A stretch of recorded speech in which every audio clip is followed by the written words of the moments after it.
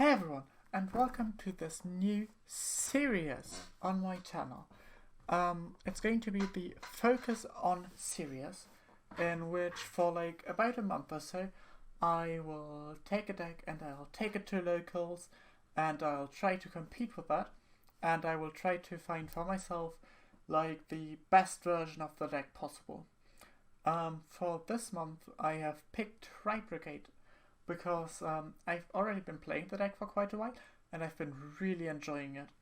So I want to try to, in this series, show you my progress of making the deck, of playing with it, and I want to kind of teach you how you should best play the deck and while I walk you through all my processes.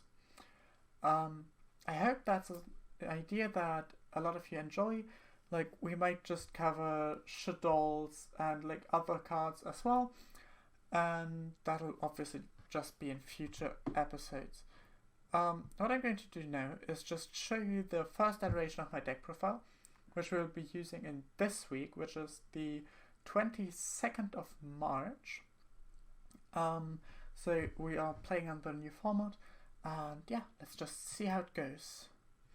Alright, so as you can see, my setup is just a teeny tiny bit scuffed. That's because I'm using my better camera for my face cam, which I figured is more important to look good, because this you can still all see, and both of my cams aren't like of the same quality. But like for the deck, we're obviously just starting with 3 of the very good Tri-Brigades. I don't think that I really need to explain them, I just go short. This dumps any tri-type.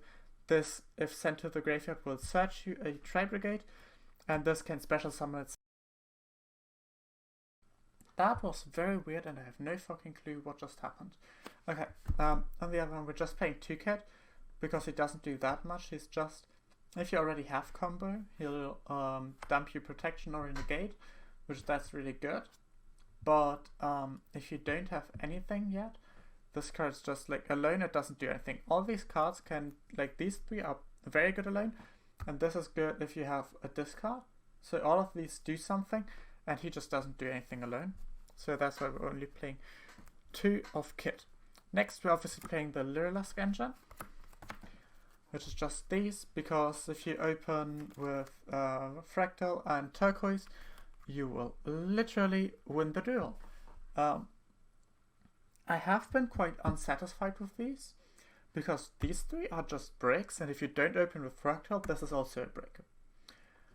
So, like, maybe we'll try to do something different with these cards next week, because as I said, these are, like, while they're obviously superb combo cards, they feel really bricky and they don't help extend or break boards or anything. This, on the other hand, this is a must, I feel. It's such a good starter. It's a 1 card. It baits Ash like nothing else. You can gamma on this as hard as you can on nothing else in the deck.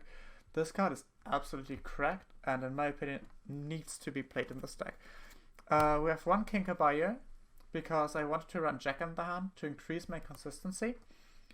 And without this card, Jack in the Hand is just kind of shit, because your opponent is going to take your Turquoise Wobbler 10 out of 10 times, and you basically play Jack in order to see Turquoise more often. And this is just kind of budget Turquoise Wobbler. It is literally just bad Turquoise Wobbler. We're obviously playing the 2 worst cards in the deck. These will always be in your hand every fucking time. I'm telling you now. If you're on my stream ever, you're going to see me draw these, and I will mold about it. So go check it out on twitch.tv/lebrad_. Hand traps! We're playing 3 Ash, generic, good stuff. We're playing 3 Gamma, 1 Driver. Generic also, but especially in this deck I love it because there's so many cards that your opponent might want to hand trap that you can just gamma, like especially Rescue Cat.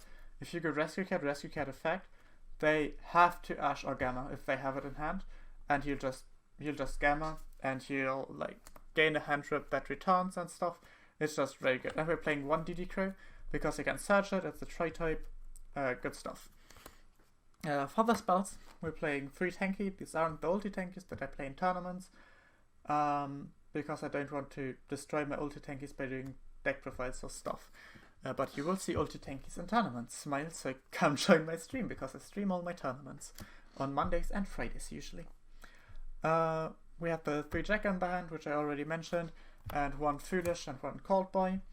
This is just if you don't open the Gamma, or if they run Lancia, because Lancia most of the time just fucks this deck completely. It really hurts. And we're playing Rendezvous and Oath. This outs most of the problematic cards. If they have 2 problematic spell trap cards, you're just kind of fucked, which is also a big problem that I have with this deck. If they have, for example, Dark Ruler evenly, you lose. You lose. So again, I'll see if I can do something about that next week. For this week, I still kind of wanted to play a more standardish version. So yeah, that's what we are going for the extra deck. This is very standard. You literally have to play every single card that you see here. All of these are necessary. You cannot cut a single one.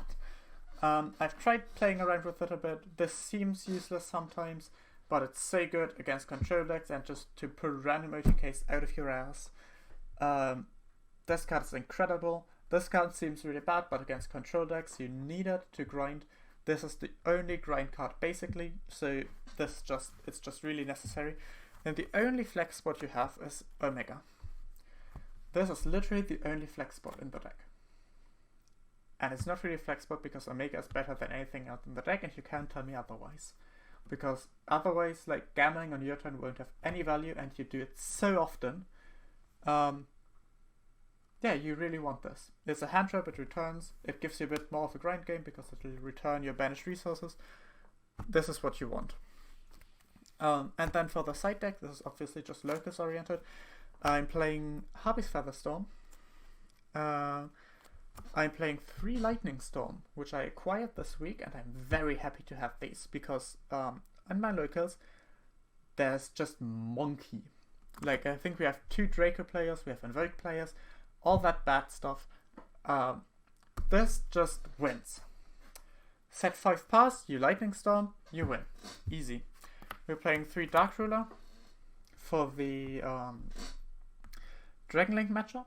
I still think that the extra deck lock Dragon Link isn't as good, but if there will be more Dragon Link, more extra deck lock Dragon Link, these will be cut for Nibiru's, which I also acquired this week and I'm also very happy of. We have our funny going fast traps. Okay, future me, I don't know why this is happening, but this camera, which is filming my field, is randomly crashing, and that makes the OBS crash my other camera. Don't ask me. This has literally never happened before, and I'll try fixing it before the locals. These are just win you the game cards. This makes it so you don't have to use Oath on stupid spell cards, but you can just go Standby Face, Imperial Order, Smiley Face. Pollo. And that's literally what it does. And then this is just more back row hate, because I really hate back row. And then for the last 3 cards, these are monsters. We have 2 TD Crows in order to side more against particular dinosaur, because we literally have 7 dinosaur players at our locals, and I don't like it. And this is still searchable and has synergy with the deck, so this is what we're doing. And there's Dark Samorg, because this is literally an instant win button against any monkey deck. You play against True Draco, you go end phase Samorg, summon Cooler Samorg, game 1. You play against Altergeist, you summon Cooler Samorg, game 1. You play against like Eldritch, this has the game in pedal.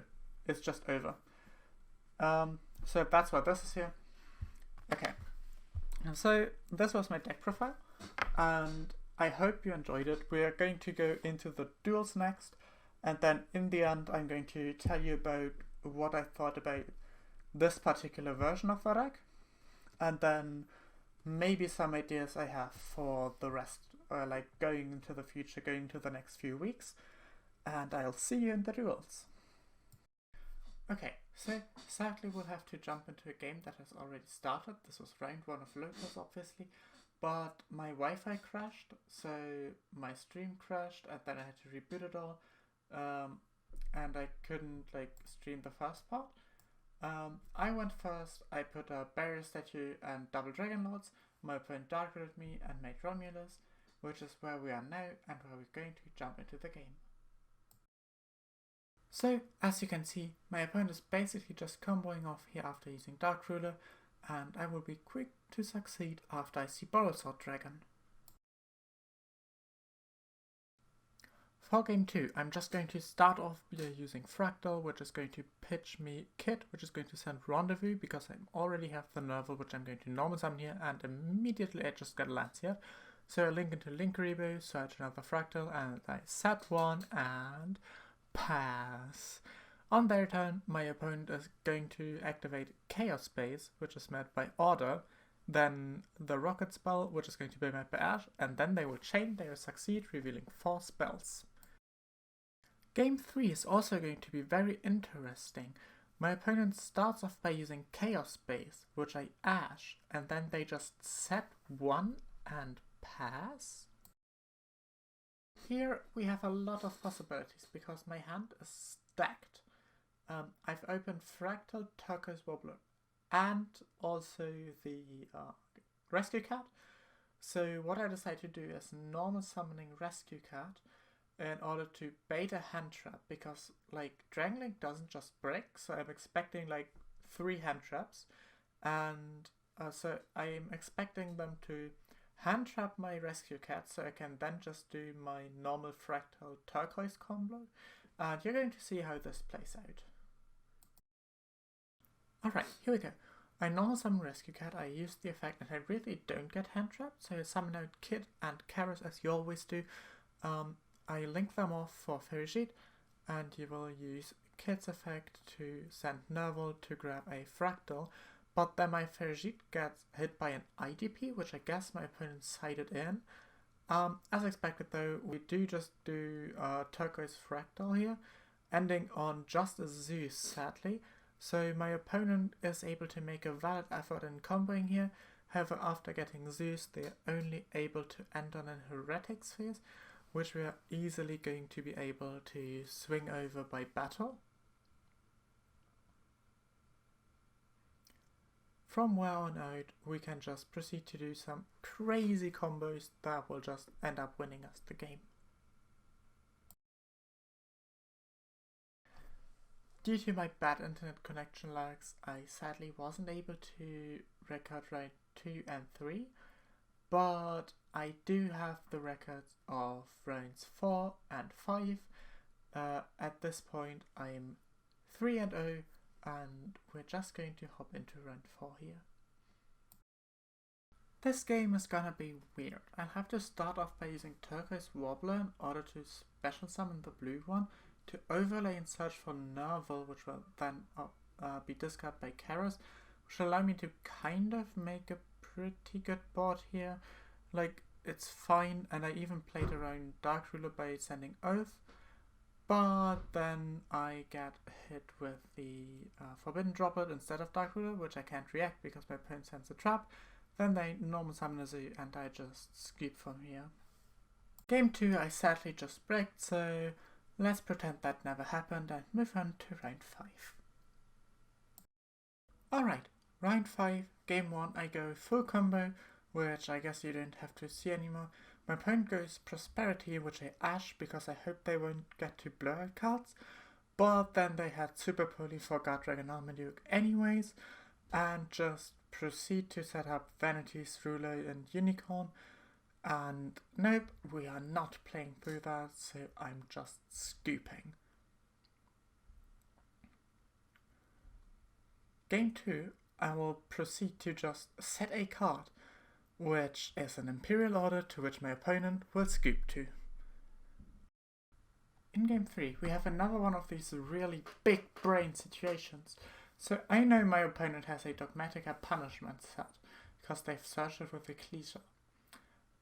So what I do here is I normal summon Rescue Cat in order to hope that my opponent gets greedy and sends a Herald of the Arclight to the graveyard, so I can then gamma and attack over their unicorn. And long and behold, that is exactly what happens. And from there, my opponent is just going to scoop, and that's just going to be the tournament. Alright, for the clothing thoughts of this episode in particular, what I found is that these 6 are just kind of like bricky-ish. So this card is obviously, this is the one that you want to see. It's your combo starter going second. This card makes your Zeus. This card is basically the only one of these 3 that's good. This is the only one that you really want to see. So these 3 are just, they're really just bricks. That's really what they are. So I don't really feel comfortable in playing this, because if you don't open Fractal, this is also a brick, right? So these 6 are essentially just bricks, like, very often. But going second, these are just way too good, and these allow you to play through Lancia. So I'm still not very sure what I want to do. Another note is that I really want to incorporate MST into the deck. At the very least, when we get up to like bigger events again, like the RDIQ, which I've been invited to, or another extravaganza, because this just deals with Schism in the most reliable way. So I kind of want to incorporate these. Ash Blossom has obviously been terrific this format, so I'm going to cut it. And I'm definitely just going to make a lot of changes.